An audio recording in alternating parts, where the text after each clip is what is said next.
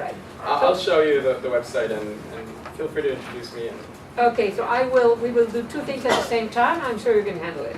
So Camilo Godoy is a migrant from Colombia who arrived to the US 12 years ago at the age of 10. I'm reading his description, all right, that he sent to me. I'm not presuming here. No. 12 years ago, at the age of 10, with his twin sister, to reunite with his mother. Now, this is, of course, the kind of immigration history that we have all encountered.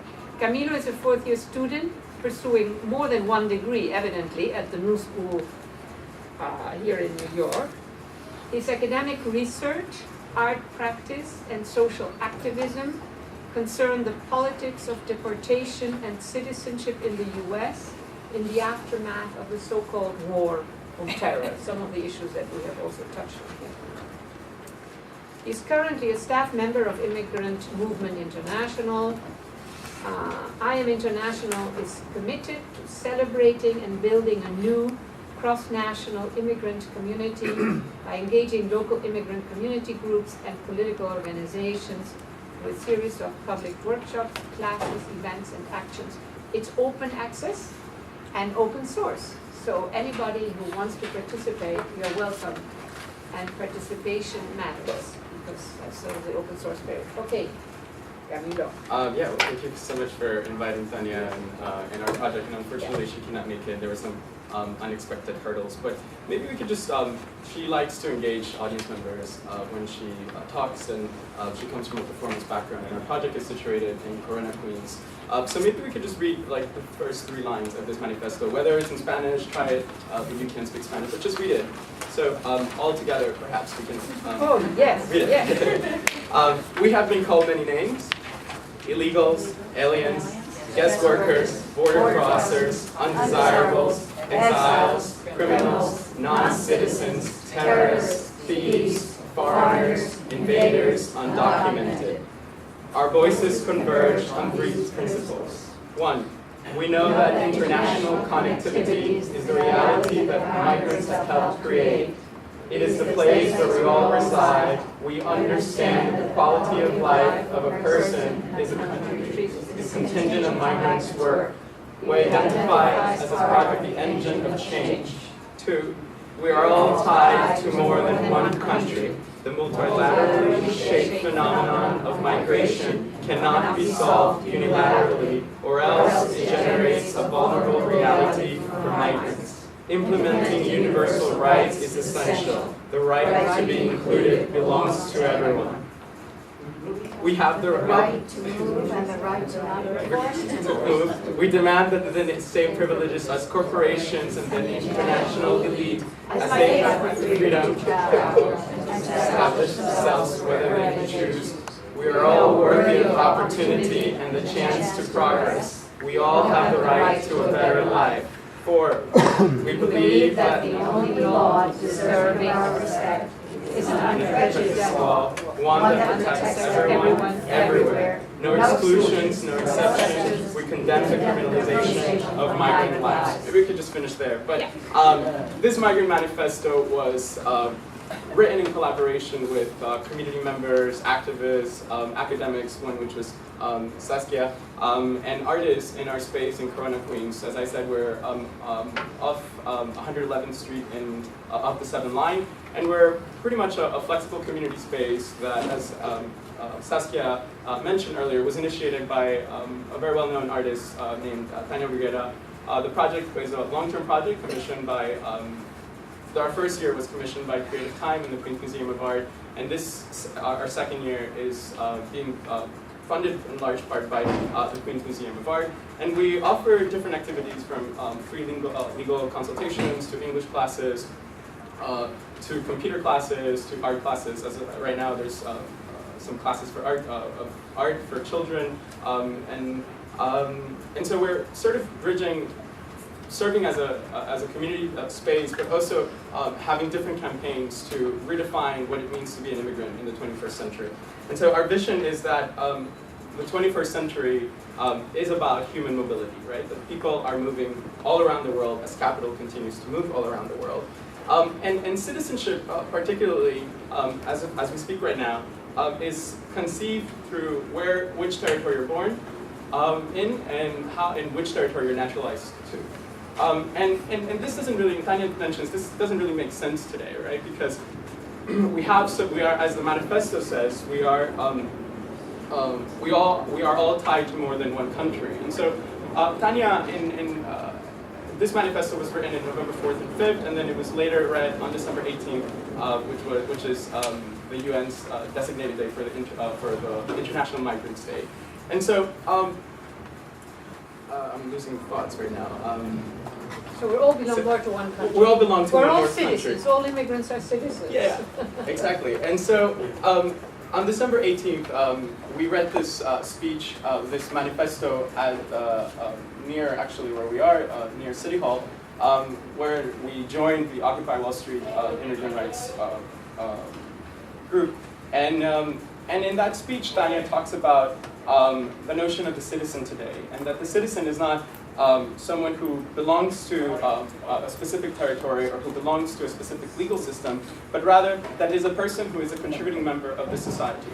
And that is what immigrants are here today, that immigrants are contributing members of this community, regardless of our immigration status.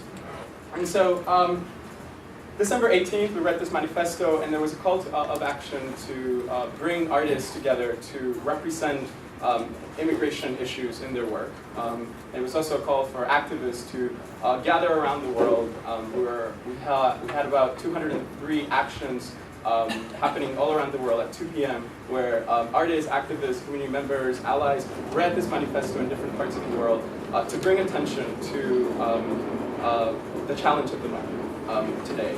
And it was particularly read on December 18th because, as I said, the UN designated this day to be International Migrants Day about 11 years ago to commemorate the ratification of the Convention of the International Migrants and the International Convention for migrants, migrant rights and their family and the protection of their families, which is this document that has only been signed by 45 countries. Most of these countries are actually sending countries. No country who is a receiving country has ratified this document. And so different organizations, one particular one is December 18, is an organization that tries to sort of bring attention to this day on December 18th to talk about migration as a global phenomenon. Unfortunately, December 18th it's right before the holidays, so not a lot of people are thinking about immigrant issues on that day. However, many organizations like Immigrant Movement International in alliance with the Occupy Wall Street immigrant rights group, we read the speech and then this manifesto and allowed artists and activists to express the challenges of the migrant by reading this manifesto and doing different actions in different parts of the world. Some of the actions consisted of an artist in Italy walking in circles reading this manifesto as he stepped into the Atlantic Ocean and out of the Atlantic Ocean. Italy would not be the Mediterranean. The Mediterranean, I'm sorry. That body of water in that specific location of the world. Another artist traveled through different communities in central, I forget the country, but he had, or she had actually, planted a garden on top of her car and allowed for different communities to plant different plants regarding their specific neighborhood. So this idea of this melting pot on top of this car. And so basically, as I said, we worked with different people to come up with this manifesto on November 4th and 5th. It exists on different languages on our website, which is immigrant-movement.us. And in our own website, we also have these slogans, which are actually projected right now. And it was a workshop that we had actually that we actually used to launch our project a year ago in March, where we invited community members, activists, to begin to redefine what an immigrant movement international is. So some of the slogans are obviously dignity has no nationality, immigrants imagine a better future. So it's a way for us to create an identity for this movement. We had different campaigns. We have also, one of the campaigns is the Immigrant Respect campaign, which is a ribbon that was designed by in collaboration with various activists, because there's actually no ribbon for immigrants. And so this is, which I have some of them if you like, as a suggested donation. You can get one, but it has two colors, blue and brown, to kind of symbolize the two sort of entry points for rather the way migrants migrate through water and by earth. And it has the word immigrant respect. It's not about immigrant rights, but rather the respect of immigrants. It's a word that obviously we all understand, but it's not about rights. It's about sort of how can we embrace people and how can we accept people by respecting people. And so this is something that we give. We also have different events on every first Sunday of every month where it's titled Make a Movement Sundays. Some of those events consisted of a barbecue where different immigrant communities in the neighborhood of Corona, the Chinese enclave up in Flushing, and sort of like the Ecuadorian and the Mexican community, we all gathered and had a barbecue last summer. One of the workshops, one of the Make a Movement Sundays was this workshop writing where we came up with this identity. Another one was on September 11th, coincidentally, it was a Sunday, and so we decided to have a discussion on the criminalization of immigrants and the deportation regime that has developed in the aftermath of the attacks of September 11. And so we decided to collaborate with an organization in New Jersey called First Friends, which has a visitation group and visits immigrants in detention at two major detention centers in the state of New Jersey. And so we train people, many of you can actually join First Friends and another organization here in New York called Sojourners, which trains people who have legal status, who have the privilege to have citizenship, and actually visit people who have been essentially converted into the prisoners of the nation of immigrants. And so what we did was train random people, and then we visited 5 men and 5 women who are in detention, awaiting deportation. And instead of just having this random conversation, we also asked them to describe to us who arrested you. How did the officer who arrested you look like?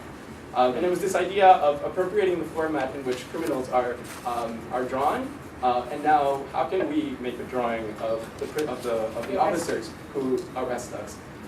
And so you can see some of the drawings on our website, and it's sort of essentially building a network of different groups intersecting for the rights of migrants in this country. Oh, great, fantastic, thank you so much.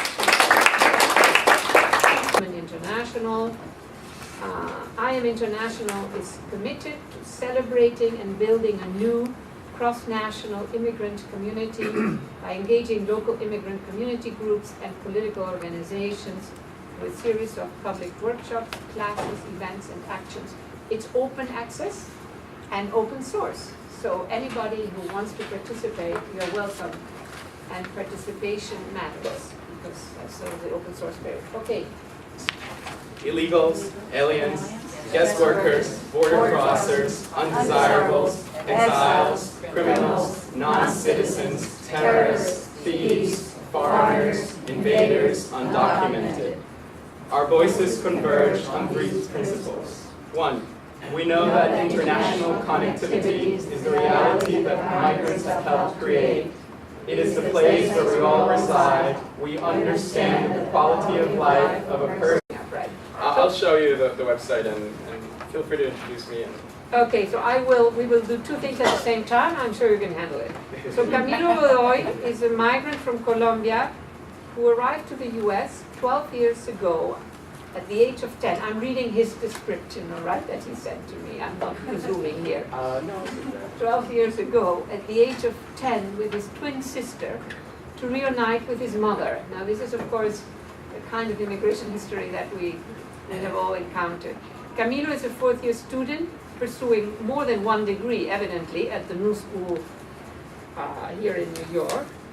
His academic research, art practice, and social activism concern the politics of deportation and citizenship in the US in the aftermath of the so-called war on terror, some of the issues that we have also touched on here. He's currently a staff member of Immigrant Camilo. Yeah, well, thank you so much for inviting Tania and our project. And unfortunately, she cannot make it. There were some unexpected hurdles. But maybe we could just, she likes to engage audience members when she talks, and she comes from a performance background. And our project is situated in Corona, Queens. So maybe we could just read like the first 3 lines of this manifesto. Whether it's in Spanish, try it. If you can't speak Spanish, but just read it. So all together, perhaps we can Oh, yes, read it. yes. We have been called many names.